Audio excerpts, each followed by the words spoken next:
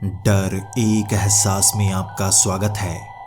इस चैनल पर आपको सुनने को मिलती हैं डरावनी और सच्ची भूतिया कहानियाँ।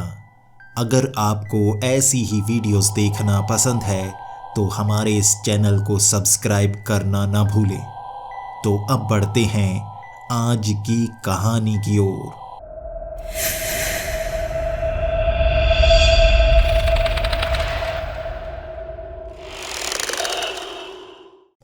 हेलो दोस्तों, मेरे बारे में आप जानते ही होंगे। मैं आपके लिए नए नए केस लाता ही रहता हूँ और मेरी इस डायरी के अगले केस बहुत ज़्यादा रोमांचक होने वाले हैं। और आज मैं आपको जिस केस के बारे में बताने वाला हूँ वो हो सकता है आपकी समझ से भी परे हो। मैं साधारण केस भी सॉल्व कर चुका हूँ, किसी सीरियल किलर का केस भी सॉल्व कर चुका हूँ, भूतों के केस भी सॉल्व कर चुका हूँ। मैं ऐसे लोगों के साथ भी काम कर चुका हूँ जो खुद को घोस्ट हंटर्स कहते हैं। लेकिन आज का केस बिल्कुल अलग था। मैं ये सोचने पर मजबूर हो गया था क्या सच में मैं इस केस को सुलझा पाया या नहीं। मैं उस सुबह चाय पी रहा था। वक्त 9 बजे का होगा। हर रोज़ 9 बजे मैं चाय पीता था और 10 बजे काम शुरू करता था। केस को मैं जल्दी सुलझा लेता था, इसलिए समय बर्बाद करने की कोशिश नहीं करता था। नींद पूरी लेता था। रात को रिसर्च का समय होता, इसलिए 11 से 12 बज जाते और सुबह भी मैं काफ़ी लेट उठता और 9 बजे चाय पीकर 10 बजे काम तक पहुंच जाता। अमूमन ऑफिस में मेरे लिए नए नए केस पड़े हुए होते। पुलिस वाले मुझसे सलाह लेते। आज घर पर चाय पी रहा था और तभी फ़ोन की घंटी बजी। मैं फ़ोन उठाना नहीं चाहता था। चाय खत्म किए बिना मैं फ़ोन नहीं उठाता, लेकिन अगर बार बार फ़ोन की घंटी बजे इसका मतलब होता है कोई इमरजेंसी है। जब मैंने फ़ोन उठाया तो पुलिस वाले जल्दबाजी कर रहे थे। ये 2-3 लोग थे जो इकट्ठे फ़ोन पर बोले जा रहे थे। मुझे जल्दी पुलिस स्टेशन बुलाया गया था और कोई कहे जा रहा था तुम्हें अस्पताल आना चाहिए, पुलिस स्टेशन नहीं आना चाहिए। मैं बातों को समझ नहीं पा रहा था।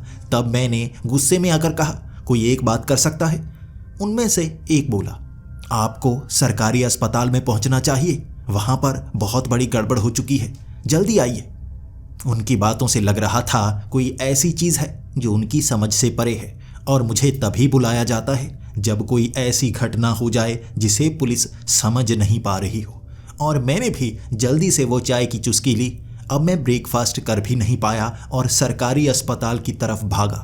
अपनी गाड़ी में मैं अस्पताल पहुंचा था और वहां पर कई मीडिया वाले थे, कई और लोग जो खबर छापने के लिए यहां पहुंचे हुए थे और पुलिस वालों की भीड़ उन्हें रोके जा रही थी। मुझे देखते ही कुछ मीडिया वाले मुझसे सवाल पूछने के लिए मेरे करीब आए, लेकिन मैं तो कुछ जानता तक नहीं था। सवालों के जवाब कैसे देता? मुझे बस इतना पता था सरकारी अस्पताल में कुछ हुआ है। मैं उस सरकारी अस्पताल के अंदर जाना चाहता था, लेकिन इतनी बड़ी भीड़ देखकर कुछ घबराया और मुझे पिछले रास्ते से अस्पताल के अंदर ले जाया गया। मुझे ऑपरेशन थिएटर की तरफ ले जाया जा रहा था।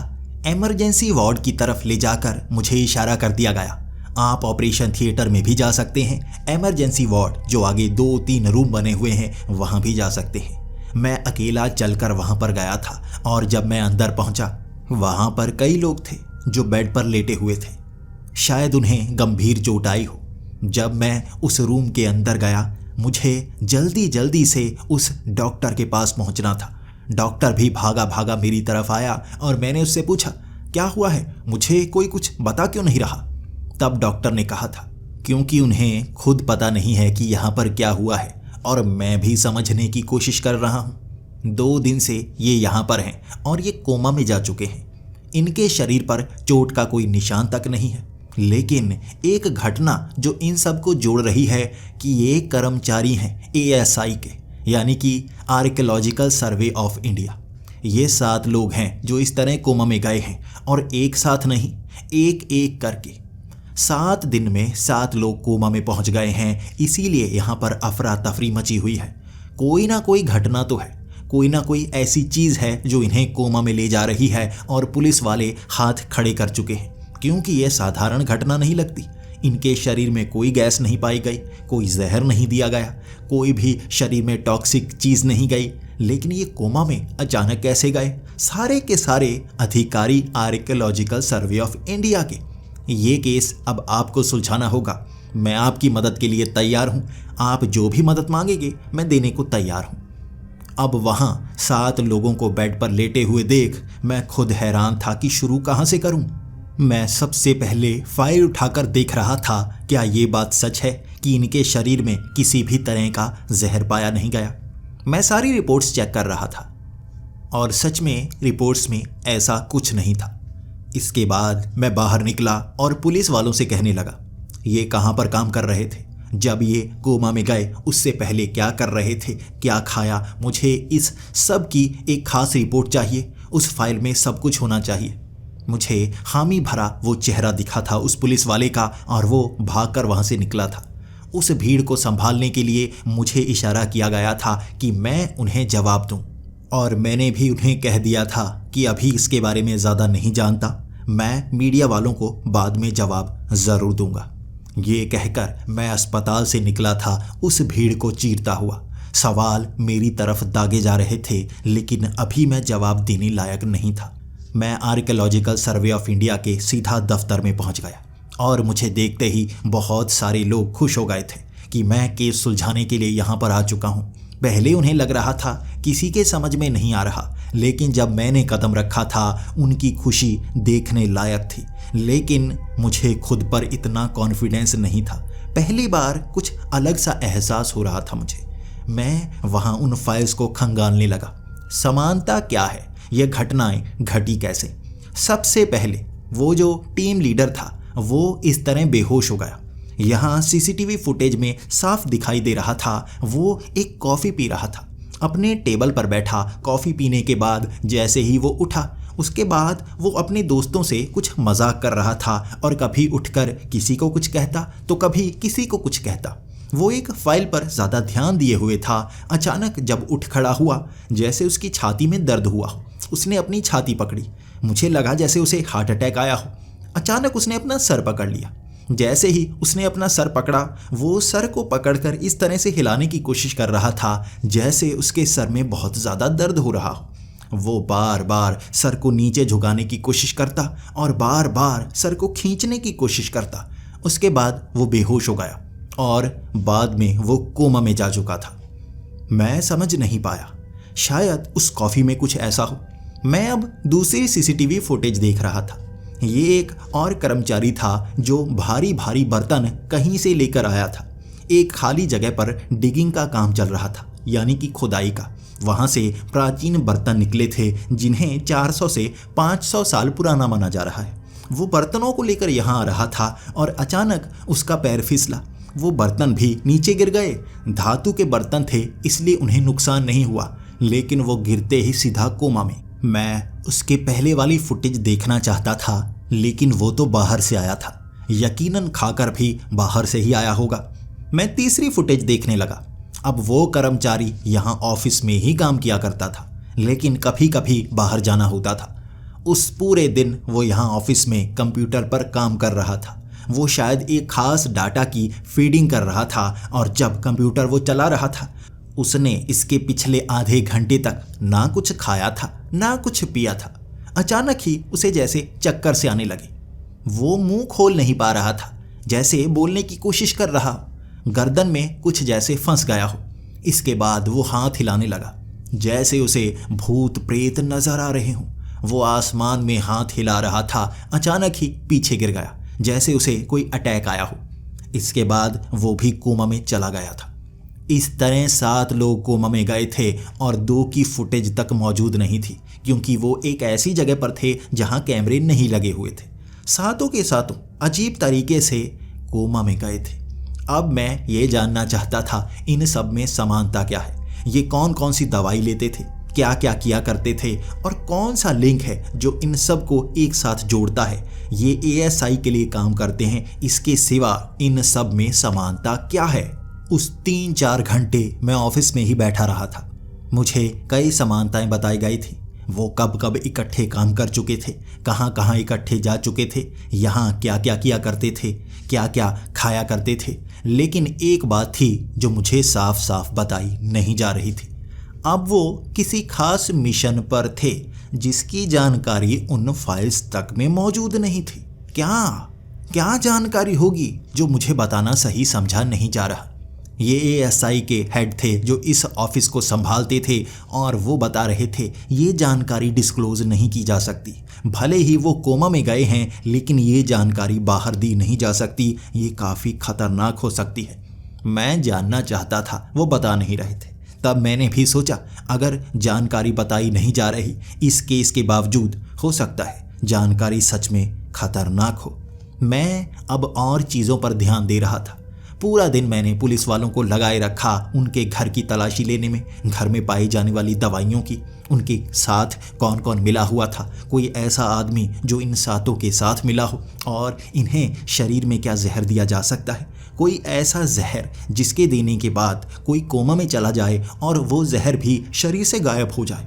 वो लोग काम पर लगे हुए थे और पूरा दिन बीतने के बाद रात को 8 बजे जब मैं उस ऑफिस से निकला था, आधे घंटे में ही घर पहुंचने से पहले मुझे फ़ोन आ गया था, सर जल्दी वापस ऑफिस में पहुंच जाइए। वहाँ का एक कर्मचारी और वो भी कोमा में जा चुका था। वैसी ही घटना, शरीर में कोई भी चोट के निशान नहीं, ना जहर का कोई कण पहुंचा, बस वो सीधा कोमा में पहुंच गया। उसे सरकारी अस्पताल में पहुंचा दिया गया। मैं पहले तो ऑफिस में पहुंचा, उस कर्मचारी को अस्पताल भेज दिया गया था। सीधा रात के वक्त मैं अस्पताल में था और उसकी जांच करवा रहा था। मैंने डॉक्टर्स को कह दिया था जल्दी से खून का सैंपल ले, हो सकता है कोई ऐसा जहर हो जो शरीर में जाता है बाद में गायब हो जाता है। डॉक्टर्स ने वो सैंपल लिया था, जांच की गई लेकिन कोई जहर पाया नहीं गया। मैं अपने सर के बाल पकड़ चुका था, मेरी समझ से सब कुछ बाहर था और अब मैं सीधा दफ्तर पहुंचा था। रात के 11 बजे मैंने उनसे कह दिया था कोई भी दफ्तर से बाहर निकलना नहीं चाहिए, ना ही वो लीडर। यहाँ इस दफ्तर को संभालने वाला वो हेड मेरे सामने खड़ा था और मैं उसकी आंखों में आंखें डालकर अब तो बताना होगा। यहाँ लाशों के ढेर लग सकते हैं, वो कोमा से बाहर आएंगे या नहीं कोई नहीं जानता, लेकिन 8 लोग, और ये 8 के बाद आपकी बारी भी तो हो सकती है। अगर आप मुझे नहीं बताएंगे तो यहाँ कोई नहीं बचेगा बताने वाला, बताना तो पड़ेगा ही। वो मुझे अपने ऑफिस में ले गया था और उसके बाद उसने शुरुआत की थी। बहुत सारी जानकारी है, मैं कितनी जानकारियाँ दूँ मुझे नहीं पता। उस जानकारी का फ़ायदा तुम्हें होगा या नहीं, लेकिन ये जानकारी आर्कियोलॉजिकल सर्वे ऑफ इंडिया तक ही सीमित रहनी चाहिए। मैं तुम्हें वो फाइल तो दे दूंगा लेकिन उसे पढ़ने के बाद दिमाग से निकाल देना, भूल जाना तुमने कभी कुछ पढ़ा था। हमारी जानकारी इसी तरह से खुफिया रखी जाती है। अगर तुम इस पेपर्स पर साइन कर दोगे तो मैं वो फाइल तुम्हें देने को तैयार हूँ। इसके बाद तुम जिम्मेदार होगे, अगर इसकी कोई बात बाहर निकली तो तुम जिम्मेदार होगे, तुम्हें सज़ा मिलेगी। मैंने हामी भर दी थी। उस पेपर पर साइन करते वक्त ज़रा भी घबराहट नहीं हुई थी।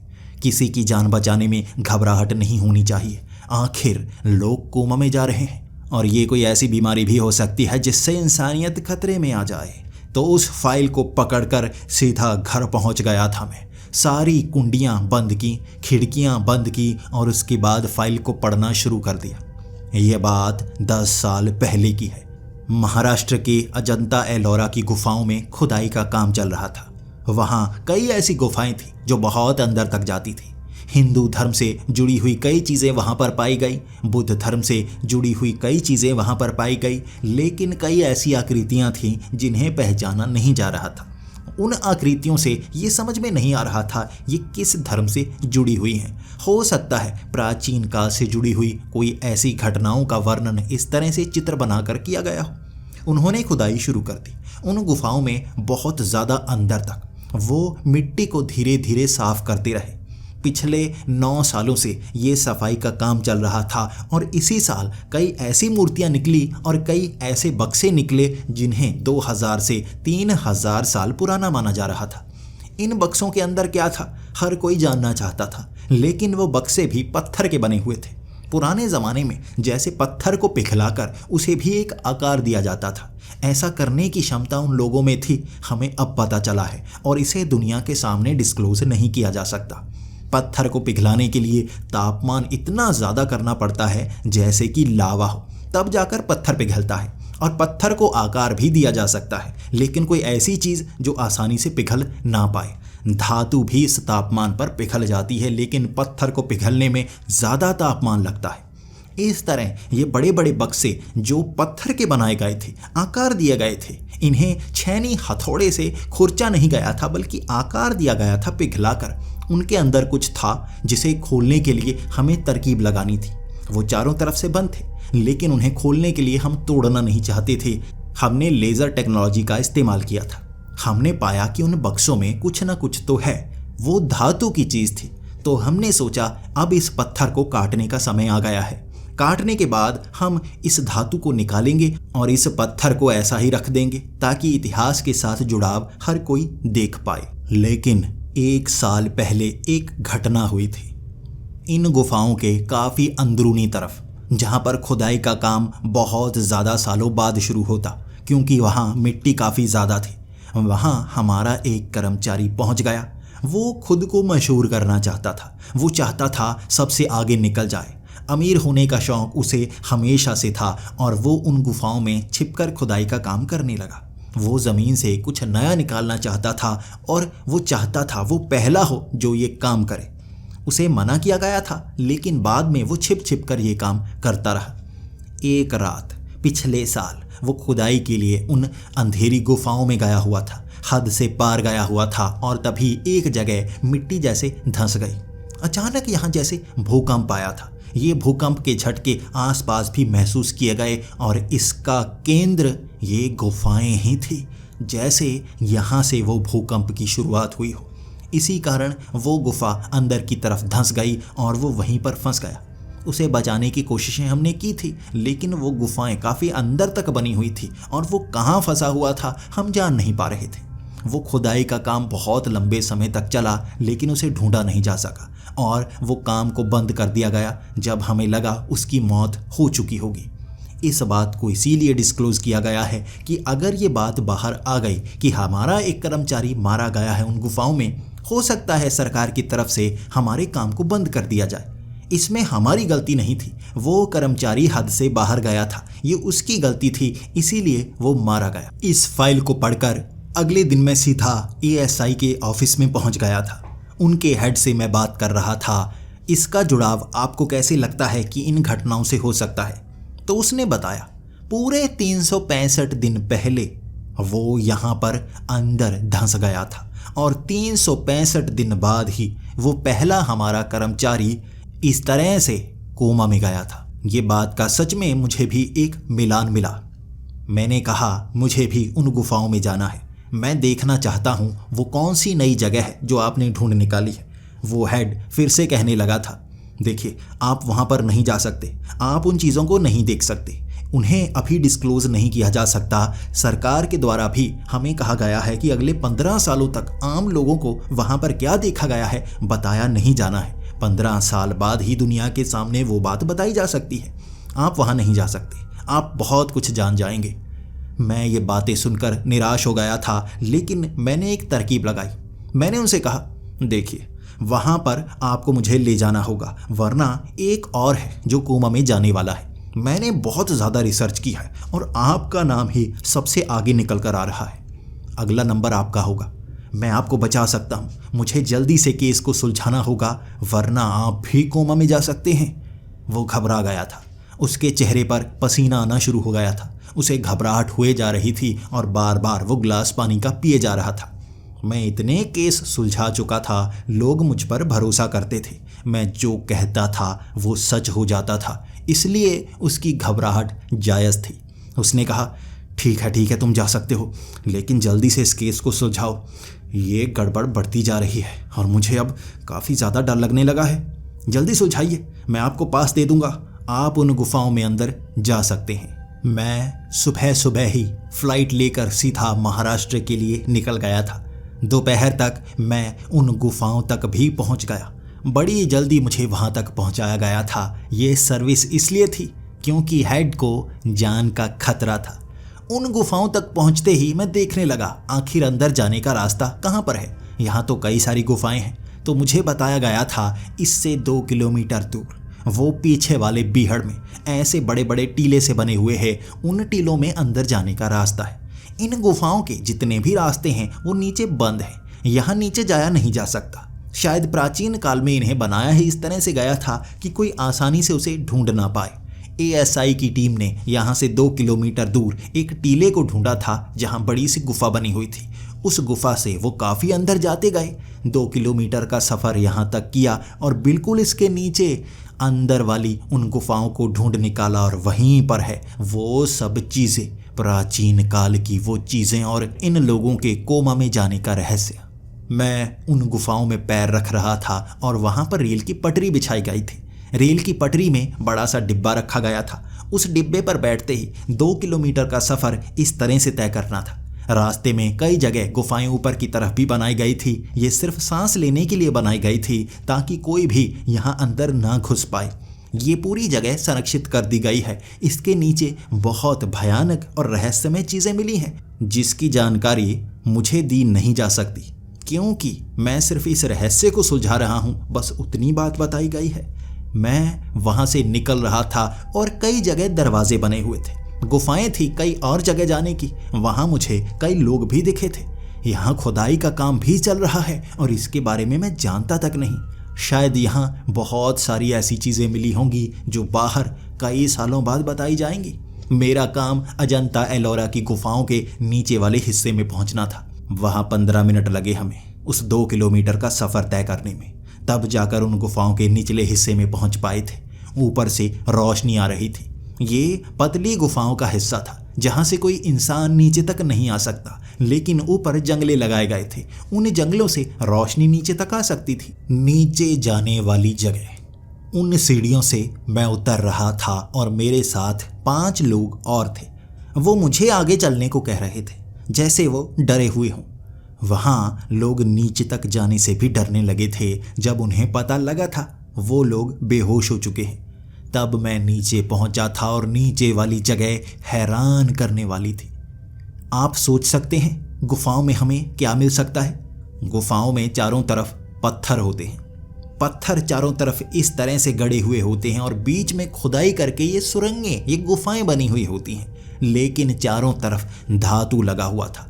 धातु की दीवारें और धातु की छत बनाई हुई थी। इतनी ज़्यादा धातु का इस्तेमाल किया गया था कि इन सीढ़ियों पर भी चांदी का वर्क चढ़ा हुआ था। ये खास जगह होगी प्राचीन काल की। सीढ़ियों से उतरते उतरते, गुफाओं के बीच से निकलते निकलते इतनी ज़्यादा तांबे, सिल्वर और अलग अलग तरह की धातुओं को देखता मैं हैरान था। हर चीज़ इतिहास से जुड़ाव रखती थी, इसीलिए इन्हें निकाला तक नहीं गया। शायद इसीलिए बाहर इस खबर को फैलाया तक नहीं गया। ये इतिहास को कोई जान तक नहीं पाया होगा कि गुफाओं का निर्माण कब हुआ। शायद आर्कियोलॉजिकल सर्वे ऑफ इंडिया इस पर काम कर रहा होगा। गुफाओं से आगे वाले रास्ते काफ़ी अजीबोगरीब थे। एक रास्ता कोयले से बना हुआ था, दीवारों पर जैसे कोयले की बड़ी बड़ी ईंटें सी बनाई हो। एक तरफ लावे के पिघले हुए बड़े बड़े पत्थर लगाए गए थे। वहाँ पर एक सोडियम के पत्थर वाली गुफा भी थी और वहाँ पर पसीना आने के बाद ही धमाके शुरू हो जाते। पानी को छूते ही उसमें विस्फोट हो सकता था। उन गुफाओं में जाने की हिम्मत भी किसी की नहीं थी। इसके बाद मैं दूसरी गुफा की तरफ बढ़ने लगा। ये बड़ी गुफा थी जहाँ लाइट्स लगाई गई थी, यानी ये बिल्कुल सही रास्ता है उस तरफ जाने का। 500 मीटर चलना पड़ा था, 500 मीटर। तब जाकर काफ़ी गहरे में एक जैसे झरना सा दिखा। ऊपर से कहीं से पानी आ रहा था। ऊपर बंजर ज़मीन है जहाँ पानी ढूंढे से भी नहीं मिलता और नीचे झरना बह रहा था। इसके बारे में भी किसी को बताया नहीं गया। हर चीज़ डिस्क्लोज नहीं की जा सकती।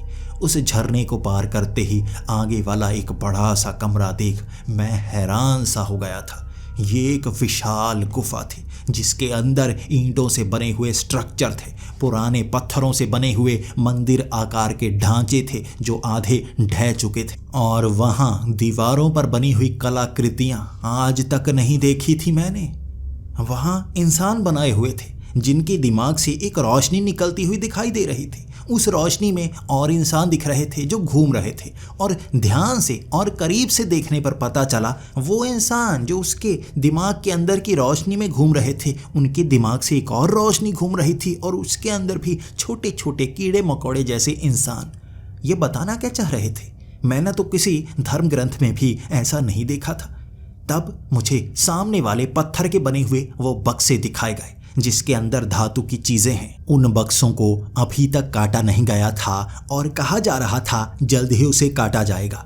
मशीनें यहाँ पर तैयार थी, लेकिन अंदर आने से लोग डर रहे थे। मेरे आने के बाद यहाँ पर ये लोग आना शुरू हुए थे। इन्हें डर था ये गुफाएं कहीं धंस ना जाए। मैंने उनसे कहा था ये लेज़र कटिंग मशीन तो आ गई है, इसे काटना शुरू करें। जल्द से उन पत्थरों को बीच में रखा जाए और काटा जाए। मैं भी देखना चाहता हूँ इसके अंदर धातु की वो कौन सी चीज़ है। वहाँ उन दो बड़े बड़े पत्थर के बने बक्सों को काटने का काम शुरू हो गया था और मेरा ध्यान अब दीवारों पर था। इन दीवारों में कुछ ना कुछ क्लू तो मिलेगा।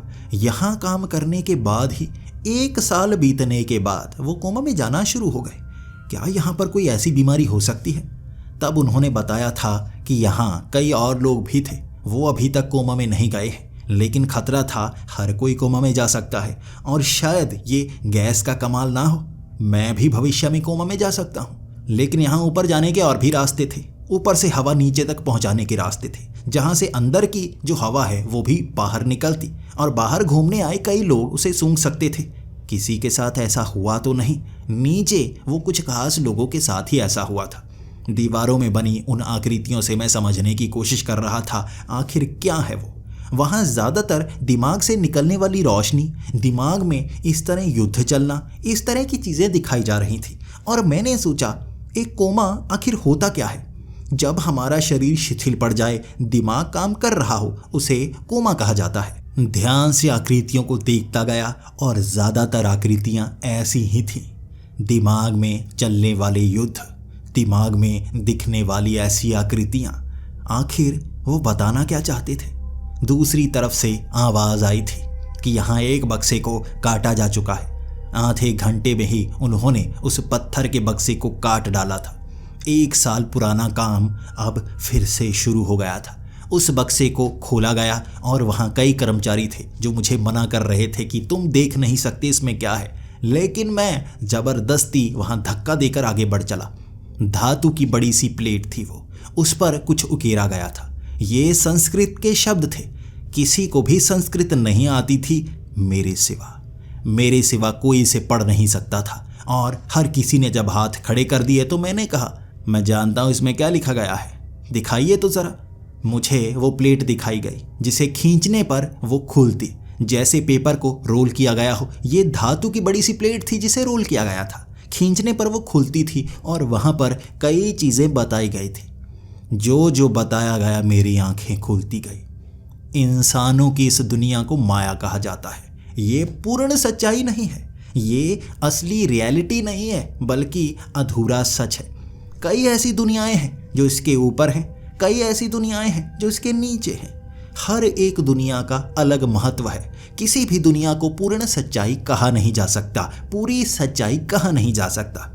हमारे सपने भी एक सच्चाई हैं, और जब हमारा शरीर काम करना बंद कर देता है, हम सपनों में चले जाते हैं। ये एक अलग दुनिया होती है, और यहाँ पर सपनों की ऐसी ही शक्ति को कैद किया गया है। उस सपनों की शक्ति में पहुँचने के रास्ते हैं, और वहाँ पर एक पुराने ज़माने में ऐसा राजा हुआ करता था जिसने पूरी की पूरी सल्तनत बना दी थी, और वो शक्तियों को पाता गया था। उस राजा का सारा सामान आगे वाली उन गुफाओं में रखा गया है। यहाँ एक नक्शा बनाया गया था, और नक्शे का वही हिस्सा जो ज़मीन में दबा है उस राजा का तहखाना हुआ करता था। उस राजा की शक्तियों की हर चीज़, हर जानकारी वहाँ पर मिल सकती थी, लेकिन अब वो तो धंस चुका था। यहाँ बताया गया था कि कुल 365 दिनों बाद कोई भी इंसान जो सपनों में गया हो, उसे कंट्रोल करता हो, वो दुनिया से बाहर निकलने का एक रास्ता ढूंढ लेता है। लेकिन वो सपनों की दुनिया इतनी अच्छी है कि ये अधूरी सच्चाई वाली हमारी दुनिया, जिसे माया कहा जाता है, ये अच्छी नहीं लगती।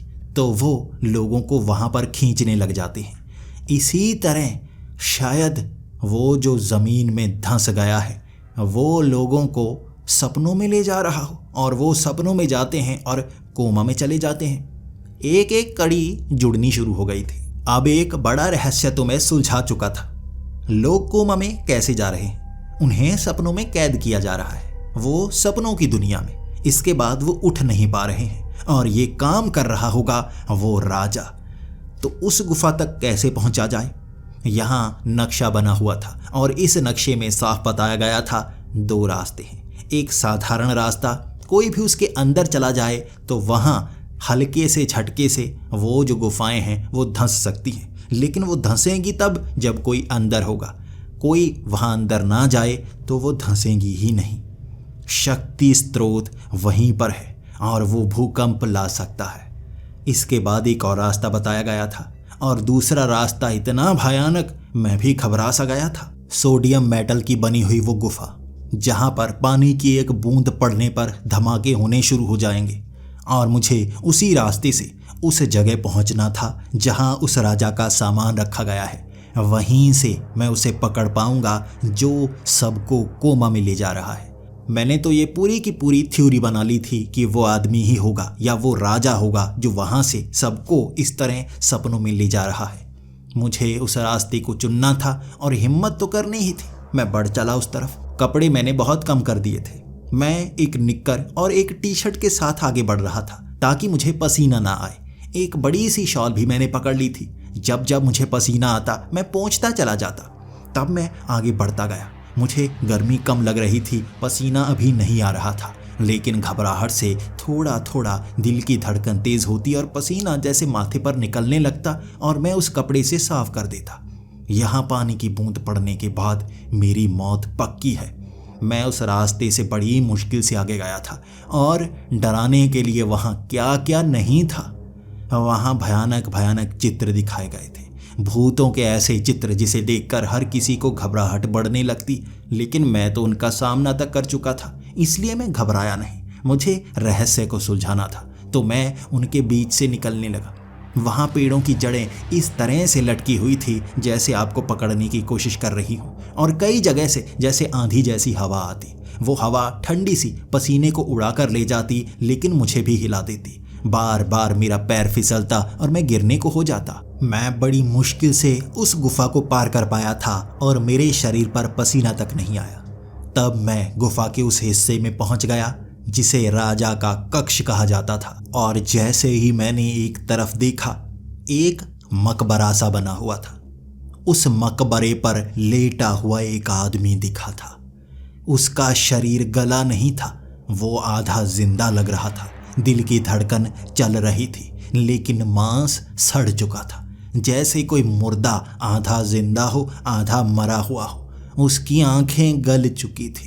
मैं उसके पास जाकर देख रहा था आखिर वो क्या चीज़ है, कैसा शैतान है वो। लेकिन उसने जो कपड़े पहन रखे थे, मैंने उन कपड़ों में हाथ डालने की कोशिश की। वो फटे हुए कपड़े थे और उसमें एक आइडेंटिटी कार्ड। वो आइडेंटिटी कार्ड उसी आदमी का था जो यहाँ पर फंस गया था। अब उसका ये क्या हाल हो चुका है, आधा जिंदा आधा मरा हुआ। मैंने उसके शरीर को छूकर ये चेक करने की कोशिश की आखिर वो क्या चीज़ बन गया है। वहाँ आसपास देखने पर लग रहा था भयानक से भयानक चित्र डराने के लिए बनाए गए हों, लेकिन वो डराने के लिए नहीं, बताने के लिए बनाए गए थे। सामने एक गोला सा बना हुआ था। उस गोले पर नीचे संस्कृत में लिखा हुआ था, इस पर हाथ रखो और इसे घुमा दो। उस तक पहुंचने के लिए मुझे मकबरे पर पैर रखना पड़ता, और बिल्कुल मकबरे के उस हिस्से में जहां पर उस आधी जिंदा लाश के पैर थे। बड़ी मुश्किल से मैं ऊपर चढ़ा। वहां मैंने पैर रख दिए और उस गोले के ऊपर हाथ रखकर मैं उसे घुमाना चाहता था। मुझे लगा उसके पीछे से कुछ निकलेगा। मैं नहीं जानता था उसके पीछे क्या है। मैंने हाथ रखा और घुमा दिया। मुझे चक्कर से आने लगे थे। मैं गिरने ही वाला था, लेकिन खुद को संभालते संभालते उस मकबरे के दूसरी साइड में भी लेट गया, बिल्कुल वैसे जैसे वो लाश वहां पर लेटी हुई थी। मुझे अजीब सा झटका लगा। आंखें बंद होने लगी जैसे बहुत तेज नींद आ रही हो। मुझे पूरी तरह से नींद आई और झटके में सपना शुरू। ऐसा सपना मैंने जिंदगी में कभी नहीं देखा था, असली जैसा सपना। मैं जानता हूँ हिंदू धर्म में हमारी इस रियलिटी को पूर्ण सच्चाई कहा नहीं जाता, इसे माया कहा जाता है, यानी कि आधी सच्चाई आधा झूठ। लेकिन ये जो सपना था मुझे ये सच लग रहा था। मैं खुद को चूंटी काटता तो दर्द हो रहा था, लेकिन मुझे तो उस मकबरे जैसी जगह पर होना चाहिए था। ये कहाँ पहुंच गया मैं? उसके बाद मैं आगे बढ़ने लगा था। ये जंगली सा इलाका था, लेकिन एक भी पेड़ नहीं, घास, एक एक घास का तिनका कई कई फुट ऊंचा, कई जगह छोटा घास, कई जगह बड़ी घास। इस तरह घास के बीच से निकल रहा था जैसे मेरा आकार बहुत छोटा हो गया हो। घास को पार करते ही आगे कई महल दिखे मुझे, हवा में उड़ते हुए वो महल, और मैं उन महल को देखकर हैरान और परेशान था। सच्चाई है या सपना है, क्या चीज़ है? मैं अपने दिमाग पर भी पूरी तरह से कंट्रोल नहीं कर पा रहा था। मैं बहका बहका सा महसूस कर रहा था, जैसे शराब चढ़ी हुई हो। उन महलों तक पहुंचना असंभव सा लग रहा था। कैसे आगे बढ़ पाता मैं? मुझे ये भी समझ में नहीं आ रहा था मैं सपने से बाहर कैसे निकलूं। यहाँ तो शरीर में दर्द हो रहा है। सपने अमूमन तब टूटते हैं जब हमारी सपनों में मौत हो जाती है। यहाँ मरा तो दर्द भी बहुत होगा, और सपना ना खुला तो उस लाश की तरह वहीं पर अधमरा होकर पड़ा रहूंगा। बचाने तक कोई नहीं आएगा। लेकिन मैंने एक छलांग आगे लगाई और मैं थोड़ा सा उड़ पा रहा था। तभी मुझे ध्यान आया, सपनों में हमेशा मैं उड़ने की कोशिश करता हूँ और उड़ भी पाता हूँ। शायद यहाँ भी ऐसा कर पाऊँ। सच में मैंने लंबी छलांग लगाई थी और मैं उड़ भी पाया था। उड़कर मैं पहले हवा में उड़ते हुए उस महल में पहुंचा। दूर से वो काफ़ी बड़ा महल लग रहा था, लेकिन जब मैं करीब पहुंचा वो मेरी चप्पल से भी छोटा महल था जिस पर पैर रखा हुआ था मैंने। वो तीखी छत मेरे पैर में चुभ रही थी। आगे वाले कुछ बड़े बड़े महल दिखे और सबसे पीछे वो सुनहरी महल, जिसके और पीछे जैसे सल्तनत बनी हुई थी। पूरे के पूरे शहर से बने हुए थे अजीब अजीब बिल्डिंग्स। मुझे लगा इन छोटे महलों में जाने का कोई फ़ायदा नहीं होगा, सीधा बड़े महल में पहुंचता हूँ। हवा में उड़ता हुआ उस बड़े महल तक पहुंचा था मैं, और उस बड़े महल में मैंने क्या देखा? वो लोग जो कोमा में गए हुए थे, वहाँ गले में पट्टे डाले हुए, वहाँ दीवारों पर बांधे हुए थे। वो कुत्तों की तरह व्यवहार कर रहे थे और बार बार ज़मीन को चाटे जा रहे थे, जैसे उन्हें जानवर बनाकर यहाँ कैद किया गया है और वहाँ वो हमेशा के लिए कोमा में जा चुके हैं। मैं एक बड़े से खंबे के पीछे छिप गया, क्योंकि सामने से चलकर आता हुआ कोई दिखा। उसका शरीर 12 फुट का था। मैं समझ नहीं पा रहा था वो कौन है। करीब से चेहरा पहचान लिया, ये वो कर्मचारी था जो इस गुफा में धंस गया था। उसने सपनों में इस तरह से बड़ा शरीर बना रखा है। वो ताकतवर हो चुका है और इन 7 लोगों को पटे से इसने खींचा और आगे की तरफ ले जाने लगा, जैसे कुत्तों को ले जाया जाता है। 8वां कहाँ था मैं देख नहीं पा रहा था। मैं भी छिपता छिपता उस महल के अंदर पहुंचा। मैं जैसे ही महल के अंदर गया, मुझे सामने चीखता चिल्लाता वो आदमी दिखा जिसे पिंजरे में कैद किया गया था। इन्हें बांध दिया गया वहाँ पर और पिंजरे में उसे सजाएं दी जा रही थी। बार बार ये हाथ से कोई शक्तियाँ छोड़ता जो उस पर टकराती और उसे दर्द होता। उसे बार बार कहता, तुम एक कुत्ते हो। वो सच्चाई नहीं थी जिस दुनिया में तुम रहते थे। ये सच्चाई है, तुम्हारी मौत हो चुकी है। तुम्हारा अगला जन्म है ये कुत्ते के रूप में। पटा पहन लो और बाहर आ जाओ। मुझे 8 लोगों की ज़रूरत है, तुम 8वें हो। जल्दी करो, मैं देर नहीं कर सकता। राजा के जागने का समय है और सल्तनत के विस्तार का समय है। सामने एक मकबरा था। उस मकबरे के ऊपर एक अधकटी सी लाश, 12 फुट का एक इंसान, बिल्कुल वैसा आधा सड़ा हुआ जैसा मैंने अपनी दुनिया में उस मकबरे के ऊपर देखा था। मैं जानता था ये क्या करना चाहता है। ये 8 लोगों से उसे जिंदा करना चाहता था। मैं सही समय पर आ गया, वरना वो जिंदा कर भी देता और यकीनन उसका असली रूप हमारी दुनिया में कहीं पर दबा हुआ होगा, वो वहां पर जिंदा हो जाए। ये हम सबको फंसा रहा है।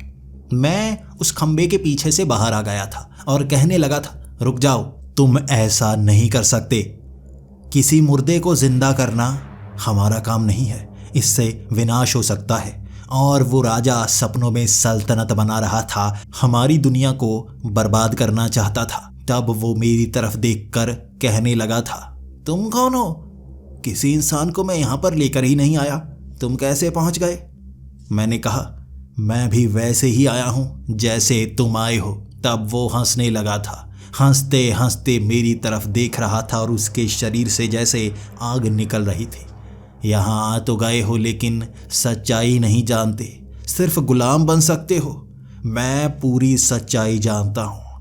अभी आत्मसमर्पण कर दो, जिंदा छोड़ दूंगा और इस सल्तनत में रहने लायक छोड़ दूंगा तुम्हें। ऐश करना, वैसे भी सब लोग यहीं पर आने वाले हैं, कैदी बनकर। मैं उसे रोकने की कोशिश तो कर रहा था लेकिन उसके पास शक्तियाँ थी। आग के भरे हुए गोले वो मुझ पर छोड़ रहा था और मैं बड़ी मुश्किल से बच रहा था। मुझे एक कोने में खदेड़ दिया गया और तब वो कह रहा था, शरीर जला दूंगा। अब बोलो, मेरे साथ काम करना चाहोगे या मरना चाहोगे? मैं मजबूर सा हो गया था, समझ नहीं पा रहा था। मैं जानता नहीं था अब यहाँ पर क्या होगा। वो भी जैसे मुझे मनाने को लगा हुआ था। तब मुझे लगा 365 दिन ये सपनों की दुनिया में रहा होगा, ये सीख गया होगा इससे बाहर आना भी। ये जो जानता है मैं भी शायद जान सकता हूँ। सपनों में हम शक्तियाँ पा सकते हैं, आत्मबल हमारे पास जितना हो उतनी शक्ति। उसने आग फेंकी थी और मैंने मन में सोचा था, एक बर्फ़ की दीवार होती तो कितना अच्छा होता। हाथ से बर्फ़ की दीवार बना ली थी मैंने और उसकी आग विफल हो गई। वो एक झटके से पीछे हट गया था जैसे, और मैंने उसकी तरफ देखा और कहा, सिर्फ तुम ही नहीं हो जिसके पास शक्तियां हैं। सपनों में मैंने भी कई दुनियाएं उजाड़ी हैं, तुम्हारे उजड़ने का भी समय आ गया है। वो जिस भी शक्ति का इस्तेमाल करता, मैं हमेशा उससे आगे की सोचता। उसने तलवार बनाई तो मैंने हाथ में बंदूक बना ली। उसने मशीन गन बनाई तो मैंने हाथ में बड़ी सी तोप ही पकड़ ली। उसने एक जहाज़ बनाया और उसकी मिसाइल मुझ पर फेंकने की कोशिश की और मैंने एक बड़ी सी मिसाइल खाने वाली मशीन बना ली। वो मिसाइल फेंकता और मेरी मशीन मिसाइल खा लेती। वो हैरान परेशान था, आखिर मैं उससे भी ज़्यादा कैसे सोच पा रहा हूँ। मैंने कहा, सपनों में मैं इतनी दूर उड़ जाता हूँ, तुम यकीन नहीं कर सकते। वो मुझे डराने के लिए वहाँ दैत्य बनाता और मैं ऐसी सुंदर सुंदर परियां, वो दैत्य उन परियों पर मोहित हो जाते। वो पागल होने को आ गया था क्योंकि उसकी सोच से मेरी सोच बहुत आगे थी। तब वो हंसकर कहने लगा था, ठीक है, मान गया तुम शक्तिशाली हो, लेकिन कर क्या पाओगे? सपनों में कैद होकर रह जाओगे और तुम्हारा शरीर सड़ता चला जाएगा। तुम एक लाश बनकर रह जाओगे। कैसे वापस जाओगे? क्या जानते हो कैसे वापस जाना है? अब इस सवाल का जवाब मेरे पास नहीं था और वो मुझ पर हावी होने लगा था। जैसे जैसे वो हावी होता जाता, मैं देख रहा था उसका आकार बढ़ता जाता। मैं निराश होता, मेरा आकार घटता जाता। मुझे इस निराशा से बाहर निकलना था, उसे घेरना था। उसे घेरने के लिए मैं उन 7 लोगों से कहने लगा, डरो मत, तुम देख रहे हो ना, ये राजा नहीं है, मैं राजा हूँ। तुम कुत्ते नहीं हो, इंसान हो। उठो, इंसानों की तरह बर्ताव करो। मेरी बातों का उन पर असर हो रहा था और उन्होंने अपने हाथों से पट्टा तोड़ दिया। मैंने कहा, सोचो, क्या सोच सकते हो वो मिलेगा। उन्होंने तलवारें, चाकू, इस तरह की चीज़ें सोची। वो आदमी मशीन गन से उन पर हमला तो कर रहा था। सपनों में हम मरते नहीं, उनके शरीर में गोलियां जाती और वो सुपरमैन की तरह गोलियां मुंह से बाहर निकाल देते। उनकी सोच की उड़ान भी बहुत आगे थी। और वो आदमी जिसे सलाखों के अंदर बंद किया गया था, वो सलाखों को दांतों से काटकर बाहर आ गया था। अब उस आदमी को पकड़कर इन 8 ने इस तरह खींचकर लंबा कर दिया था कि मुझे सोचने का समय मिल गया था। मैं भागकर उस बड़ी सी राजा की लाश के पास गया और उस मकबरे के ऊपर अगर वो लाश है तो अंदर क्या है ये सोच रहा था। मकबरा धक्के से हटाया और उसके अंदर भी वैसी ही बड़ी बड़ी प्लेटें थी जिसमें कुछ लिखा हुआ था।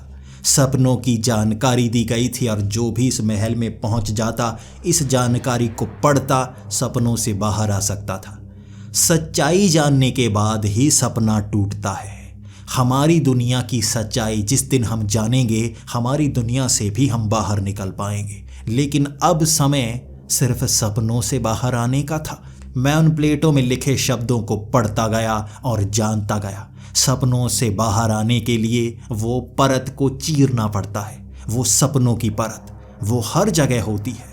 मैं अब सोचने लगा उस परत के बारे में। मुझे अपनी दुनिया में जाना था। वो खिंचाव मुझे दृश्य दिखाने लगा। मैं सोया हुआ था, वहाँ कोमा में आंखें थोड़ी सी खुली मुझे मकबरा दिखा और वो दृश्य मेरे माथे के सामने था। मैंने हर किसी को कहा था, देखो इस तरह से सपनों से बाहर आ सकते हैं, और हर किसी ने कोशिश की थी। वो दृश्य हर किसी ने देखे और सपनों को चीरते हुए वो बाहर जाने लगे। मैंने भी सपनों को चीरा, लेकिन बाहर जाने से पहले उसकी तरफ कहा, तुम्हें जिंदा हो जाना चाहिए। यहाँ रहकर तुम्हें कोई फायदा नहीं होगा। सपने सपने होते हैं और सच्चाई सच्चाई होती है। वो लंबा रबर की तरह खिंचा हुआ दोबारा आकार में आना चाहता था और शक्तिशाली होकर मुझ पर हमला करना चाहता था। मैं क्या करता? उसे पकड़कर मैं भी सपनों के बाहर ले आया। मुझे दोबारा दुनिया को खतरे में डालने नहीं देना था और खींचकर मैंने उसे उसके ही शरीर में डाल दिया। मैं उठ खड़ा हुआ था मकबरे से और वो भी उठ खड़ा हुआ। वो अधमरा सा, शरीर में जान तक नहीं। हाथ लगाना चाहता था उस गोल चक्र के अंदर और घसीटता हुआ उसे मैं बाहर ले आया। मैं अब उस सोडियम मेटल की गुफा के अंदर से उसे घसीटता हुआ बाहर ला रहा था। आधा शरीर उसका सड़ा हुआ था, लेकिन वो जिंदा था, कराह रहा था। उसे खींचते खींचते उस सोडियम मेटल की गुफा से मैं बाहर ले आया और मुझे भी थोड़ा थोड़ा पसीना आया और बार बार मैं पोंछता रहा। बड़ी मुश्किल से बचा था मैं, और सब लोगों के सामने उस अधकटे से इंसान को, अधमरे से इंसान को रखते हुए बोला, केस सॉल्व हो गया। सब उठ खड़े होंगे उस सपने से। वो कोमा से बाहर आ गए हैं और ये है जो सबको कोमा में ले जा रहा था। उसे देखकर सब डर रहे थे। डर के मारे सबकी हालत पतली थी। उसे पानी की बोतल दी गई और उसने पानी पीना तो चाहा, लेकिन उसका पेट गल चुका था, छेद थे उसमें। वो मौत के करीब था और तब उसने आंखें झुकाकर कहा था, मैंने गलती कर दी। मैं महान बनना चाहता था, लेकिन मैं समझ ही नहीं पाया मेरा क्या हाल हो चुका है असलियत में। मैं मरने ही वाला हूं जल्दी। ये कहकर वो पानी की बोतल लिए सीधा सोडियम मेटल की उस गुफा में घुस गया। वो सजा पाना नहीं चाहता था, घुट घुट के मरना नहीं चाहता था। धमाके शुरू हो गए उस गुफा के अंदर और वो गुफा भी वैसी की वैसी ही ढह गई थी। वो भी अंदर ढह कर ही मरा होगा, शायद घुटन से, शायद जलन से, शायद धमाके से। मैं सबको लेकर बाहर आ गया था और अब उस मकबरे तक जाने का कोई रास्ता नहीं बचा था।